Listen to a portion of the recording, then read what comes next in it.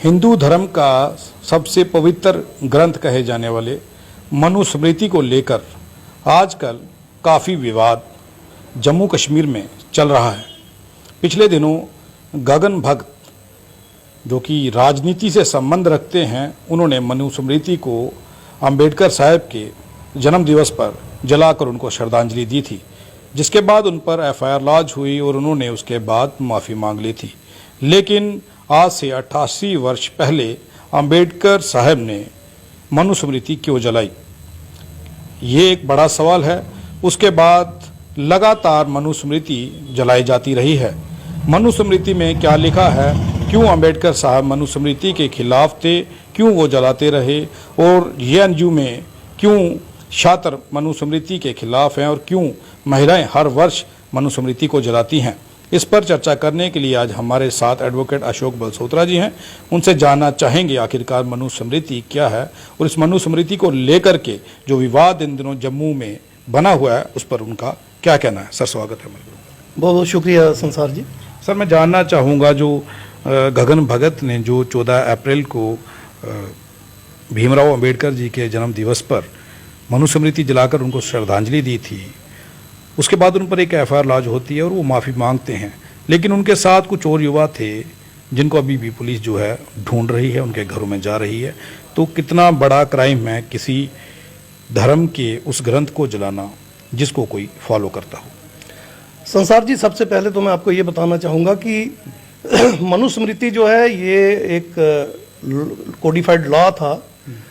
जैसा कि इतिहास में अगर हम देखें, हालांकि इसकी हिस्ट्री में अगर हम जाएं तो संस्कृत की उम्र जो है वो 1800 साल से ज़्यादा पुरानी अब नहीं मिल रही, और जो हिंदी भाषा है इसका भी 1100 साल से पीछे कोई इतिहास नहीं मिल रहा। और 1800 साल से पीछे के जितने भी हमें रिटन वर्जन मिलते हैं वो पाली या प्रकृत भाषा के मिलते हैं, या फिर फॉरेन के जो ट्रांसलेशन हुए हैं यूनानी में, ग्रीक में, जैसे चाइनीज़ वगैरह में, उन भाषाओं में मिलते हैं। तो ये धार्मिक ग्रंथ जिनकी भी हम बात करते हैं, खास करके जो हिंदू धर्म से जुड़े हुए धार्मिक ग्रंथ हैं, सबसे पुराना ऋग्वेद कहा जाता है, तो अभी साइंटिफिकली प्रूव हो गया है सबसे पुराना ऋग्वेद भी 550 साल से ज़्यादा पुराना नहीं है। उसका भी कार्बन डेटिंग करके देख ली गई है। तो ये बहुत पुराने या सदियों से चल रहे इस तरह से है, ऐसा तो कुछ नहीं है। मगर ब्राह्मण, क्षत्रिय, वैश्य, खास करके ये जो विदेशी बाहर से आगे भारत में बसे, ये इन्होंने एक साजिश के तहत ये सारे ग्रंथ लिखे, और इन ग्रंथों में इस देश के मूल निवासी बहुजनों को, जो कि सारे बुद्धिस्ट थे, उनको प्रताड़ित करके उन पे कब्जा करने की एक साजिश रच के लिख के प्रसारित किया। तो वेद, पुराण, स्मृति, श्रुति, जितने भी महाभारत, रामायण आप जो भी देखते हैं, गीता वगैरह, इन सब ग्रंथों को आज की डेट में हिंदू धर्म ग्रंथ कहा जाता है। तो उनमें एक धर्म ग्रंथ कह लीजिए या कोडिफाइड लॉ जो है जिसको प्रचारित किया जाता है, मनुस्मृति कहा गया। तो मनुस्मृति का जो पूरा विधान है, अगर आप उसको पढ़ेंगे तो आप हैरान हो जाएंगे संसार जी। पूरे का पूरा एंटी कॉन्स्टिट्यूशनल है, या यूं कह लें कि कॉन्स्टिट्यूशन ऑफ इंडिया जो है मनुस्मृति के बिल्कुल विपरीत एक समता, स्वतंत्रता, बंधुता और न्याय पर आधारित समाज की बात करता है। इसका अर्थ दूसरे शब्दों में यह है संसार जी कि मनुस्मृति जो है ये असमानता की बात करती है। ये बहुत बड़े वर्ग को, जिसको SC ST OBC कहा जाता है, उसको आज़ादी ना देने की बात करती है, उनमें बंधुत्व को खत्म करने की बात करती है और अन्याय की बात करती है। तो मनुस्मृति बेसिकली असमानता का ग्रंथ है, गुलामी का ग्रंथ है, अन्याय का ग्रंथ है और भाईचारे को खत्म करने वाला ग्रंथ है। मैं तो इसको ऐसे थोड़े शब्दों में कहूँ। और मैं ये जानना चाहूँगा कि गगन भगत जो थे, उन्होंने भीमराव अंबेडकर जी के जन्म दिवस पर इसे जला करके उनको श्रद्धांजलि के रूप में एक पोस्ट जो थी वो सोशल मीडिया पर साझा की, और मैंने इस पर एक खबर भी की थी कि अगर शायद उन्होंने इसे पढ़ा होता तो वो जवाब दे पाते। लेकिन उसके दूसरे ही दिन, अभी मैंने उनका इंटरव्यू करना ही था, उनका फ़ोन स्विच ऑफ आ रहा था, उसके बाद मैं देखता हूँ कि वो दूसरे दिन वहाँ पर माफ़ी मांग रहे होते हैं पुलिस स्टेशन में। तो मैं इसे किस तरह से समझूं कि उन्होंने कोई हीनस क्राइम किया था, या फिर उन्हें माफ़ी मांगने की ज़रूरत क्या थी, और जो लड़के इस वक्त पुलिस जिनके घरों में दबिश दे रही है, जो भाग रहे हैं, उनका क्राइम क्या है? थोड़ा सा इतिहास में जाके मैं इसका जवाब देना चाहूँगा। 1926 में पेरियर ईवी रामास्वामी नायकर जो हमारे बहुत बड़े आइकन हैं, मूल निवासी बहुजन के बहुत बड़े लीडर हैं। तमिलनाडु में जस्टिस पार्टी 1919 से 1935 तक उनकी रूलिंग पोजीशन में रही और सेल्फ रेस्पेक्ट मूवमेंट उनकी रही, और उनकी डेथ 1976 के आगे पीछे हुई है, और तब तक वो एक बहुत ही स्टालवर्ड लीडर जो है हमारे रहे हैं। 1926 में उन्होंने सबसे पहले मनुस्मृति को जलाया। उसके बाद 20 मार्च 1927 में बाबा साहब ने महाड़ चौदार तालाब एजिटेशन जब शुरू की, तो उसका कंक्लूजन 25 दिसंबर 1927 को जब किया, तो पानी पीने से पहले उन्होंने मनुस्मृति जलाई, और उनके साथ कुछ ब्राह्मण भी थे जिन्होंने इसका एक एक पन्ना फाड़ के आग के हवाले किया और मंत्रोच्चारण के साथ इसको जलाया। उसके बाद ये एक प्रचलन बना रहा, और 1950 के बाद कई ऐसी घटनाएं हमें मिलती हैं जहां मनुस्मृति जलाई गई है। हजारों लेडीज इसे हर साल जलाती हैं। महिला दिवस पे अगर आप देखें तो पीछे महाराष्ट्र में 3000 महिलाओं ने इसे जलाया, पीछे अभी जेएनयू में काफी सारे छात्रों ने इसे जलाया। तो पूरे भारत में तकरीबन बाबा साहब को श्रद्धांजलि देने के लिए तकरीबन 25 दिसंबर को हम हर साल इसे जलाते ही हैं। जयपुर में 500 से ज्यादा रिटायर्ड जजेस और ब्यूरोक्रेट्स और बड़े बड़े ऑफिशियल्स ने दूरदर्शन के बिल्कुल सामने इसे जलाया था। मैंने कभी सुना नहीं कोई इसमें एफआईआर लगी हुई है। पहला ऐसा एपिसोड है जिसमें आरएसपुरा में एक कोई वकील है दीपक गुप्ता, शायद उन्होंने लगवाई है। उसके बाद गगन भगत जी ने माफी मांग ली और लड़कों पे दबिश दी जा रही है। कुछ लड़के भी उनके साथ थे।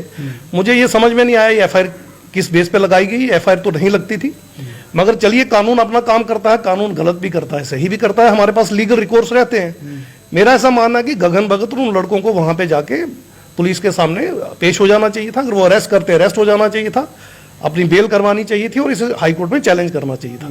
हाईकोर्ट में चैलेंज करके बताना चाहिए था कि क्यों जलाया। अगर ये केस कोर्ट में भी चला जाता, चलान भी पेश हो जाता, तो मेरा ख्याल है एज ए लॉयर तो मैं यही कहूंगा कि वहां पर दीपक गुप्ता जी से कुछ सवाल करने चाहिए थे। जैसे कि मनुस्मृति महिलाओं को स्वतंत्रता देने के विरोध में है, मनुस्मृति महिलाओं की पढ़ाई के विरोध में है संसार जी, उनके राइट जो प्रॉपर्टी में उसके विरोध में है, मनुस्मृति उनकी इज्जत के विरोध में है। उसमें साफ लिखा है कि महिलाओं को पुरुषों के अधीन ही रहना चाहिए। बच्ची है तो बाप के अधीन रहे, बड़ी है तो बहन के भाई के अधीन रहे, बूढ़ी हो गई है तो बेटे या पोते के अधीन रहे, और उसकी संपत्ति उसकी कभी नहीं हो सकती, वो जो है पुरुष की ही रहेगी, उसका कोई राइट्स नहीं है। इसके अलावा मनुस्मृति इस देश के SC ST OBC जो मूल निवासी हैं, बहुजन है, यहाँ के रहने वाले लोग हैं, उनके विरोध में है। मनुस्मृति ये कहती है कि SC ST OBC को सिर्फ और सिर्फ ब्राह्मण क्षत्रिय वैश्य की सेवा के लिए ही पैदा किया गया है, तो उनको सिर्फ इनकी सेवा करनी चाहिए और कोई काम नहीं करना चाहिए। पैदाइश से ही उनकी सेवा में लग जाना चाहिए और बिना किसी लाभ के या बिना किसी परिश्रम के, पारितोषिक के या बिना किसी पेमेंट के पूरी जिंदगी इनकी सेवा करते करते मर जाना चाहिए।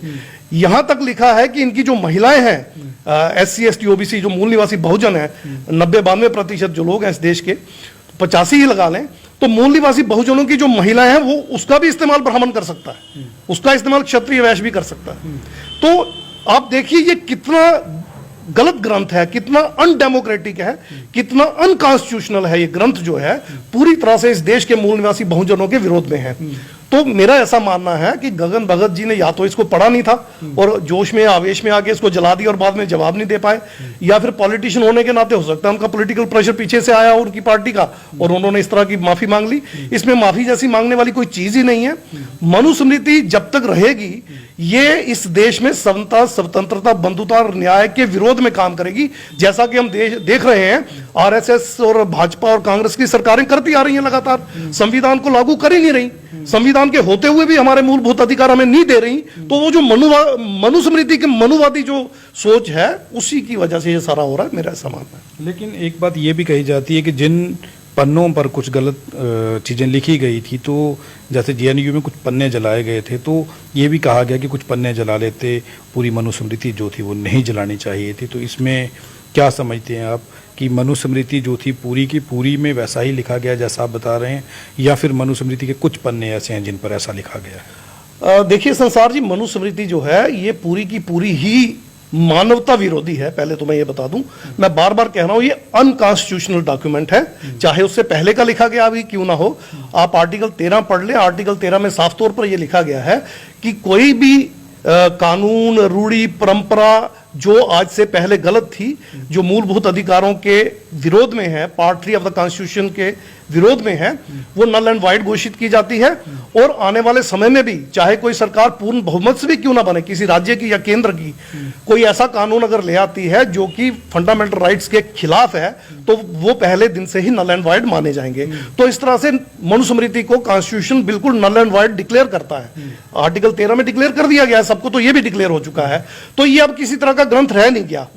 अब रही बात, जैसा कि मैंने भी न्यूज में देखा और काफी सोशल मीडिया पे भी देखा और मैंने इंटरव्यू में भी देखा, वो एडवोकेट जो है दीपक गुप्ता करके, मैं बड़ा हैरान हुआ उनकी बातें सुन के। वो ये कह रहे थे कि मेरी धार्मिक भावना आहत हुई है।